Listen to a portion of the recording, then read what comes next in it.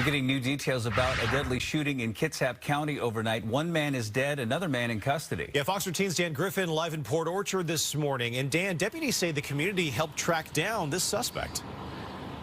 Yeah, absolutely. They say their tips, video from their Ring doorbell cameras, and other things like that helped lead them to the suspect and getting that suspect under arrest. This all started about 11 last night, but you can see there's a trail of damage left behind from this encounter here. It was about 11 o'clock, as I said. Neighbors reported shots fired here. Kitsap County Sheriff's Office and fire responded to find a 31-year-old man shot dead from Pierce County, by the way. They say there may have been a dispute leading up to the shooting here on Brady Place Southeast. Well, video from a neighbor showed a Chevy truck approach an SUV at mailboxes. A neighbor says a man yelled, "Stop stealing," before the SUV took off and the truck chased them down Brady Place. Well, they reached a cul-de-sac there, and then a gunshot actually goes off in that video before the SUV comes back and slams into those mailboxes. Now, that truck they've been looking for, it was a Chevy or GMC truck.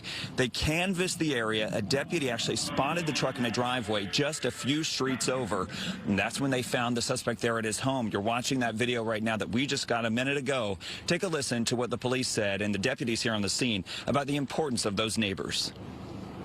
He was taken into custody largely because of a lot of information that detectives were able to get from neighbors who were there in that area where this shooting took place. They were able to provide information. They provided video from their doorbell cameras, things like that. That was able that enabled detectives to wrap this up fairly quickly. They're very grateful for that help so that they were able to get the suspect in custody.